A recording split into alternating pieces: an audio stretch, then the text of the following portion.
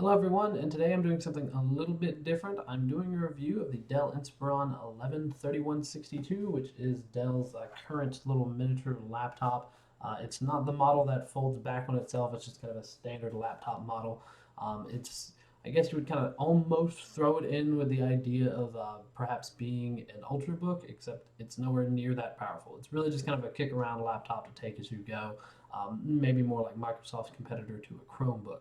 And Forgive the mess. I've been going through some stuff and just cleaning out old junk that I have and trying to get rid of it. So we're going to get into this. We're going to talk a lot about its performance under Windows 10. We're going to look at install times and general performance. And then we're going to get into discussion a little bit about its battery life and how it performs. And I look forward to doing a Linux version as well. So I'm going to install Linux on this and see how it performs, and we'll go from there. All right, so we are going to see how long it takes to install Windows 10.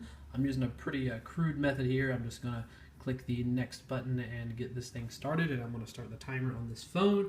We are storing off of a flash drive here. It is a Dell 8GB flash drive. Yes, I have a Dell flash drive for my Dell computer. That's the kind of geek that I am.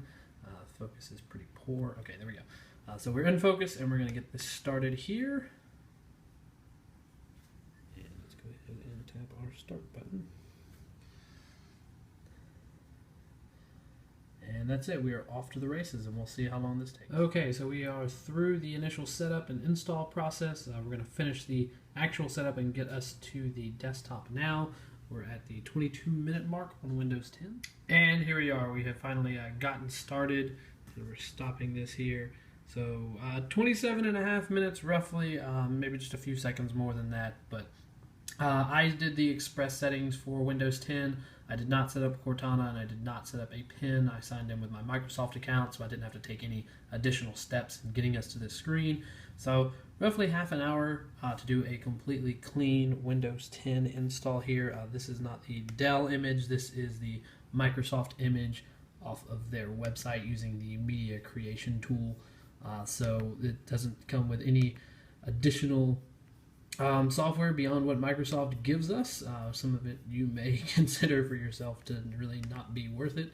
And I am curious. Personally, I think it's better than the configuration that Dell gave us. When I initially set this up on the Dell side of things, I had about 12 gigabytes free because it had the recovery partition included and some of the Dell software. While a clean Windows 10 install is give you about 18.5 gigs free. So that's where we're at with a Windows 10 install on this. We're going to run some benchmarks and see how they do. As you can see from Crystal Disk info here, there's not really anything to show about the storage that's on this device. It's not really a hard drive or a solid state drive. It's what's called an eMMC, which is embedded multimedia card. So there's no real controller for it. It's just a basic I/O device. In doing a little extra research, I actually found that this is a little eMMC card developed by SanDisk, and it's popular in other Intel NUC and low-cost devices. Despite that, the performance on the drive is pretty good. I think it's not really meant for writing very large sequential files. I'm doing a 3-pass of an 8 GB file. We can see that the performance is okay. It's not great. On the larger files especially, there's some performance to be desired, but the general performance of the drive is perfectly fine, especially if you're just moving some pictures around or small videos. You're not going to be waiting a long time to do that kind of thing. I actually found it interesting that the micro SD slot performed better than the USB 2 slot, even though they are supposedly on the same bus.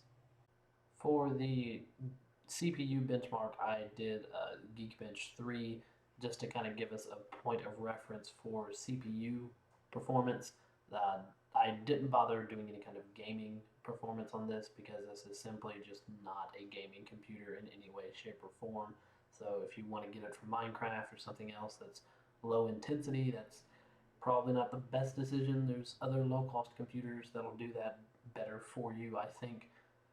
But for what this is, it's pretty good. It's going to do perfectly fine on web browsing. I thought it was perfectly good using Google Chrome. Edge works well enough, but I just liked Chrome more. One area where this did not do so elegantly is high definition video streaming, especially high frame rate video or any kind of video that has a lot of action going on. YouTube did better than some other sites, but anything that was generally flash heavy performed pretty poorly in both Edge and Chrome, so make note of that. One area that could really use some love is definitely the camera. It performs okay, it's pretty blurry, but holy crap, Batman, there are times where it really gets blown out way too easily. One area that came out really well that I liked a lot, in fact, was the touchpad and the keyboard. The keyboard's pretty good given this computer's price range. I think the touchpad could probably stand to be maybe half an inch wider on the top and the bottom, but for width, I think it's perfectly good. Do yourself a favor, however, if you decide to do a clean Windows 10 install, please go get the Dell driver for the touchpad, or else things like multi-touch don't work and it makes scrolling the web a little irritating.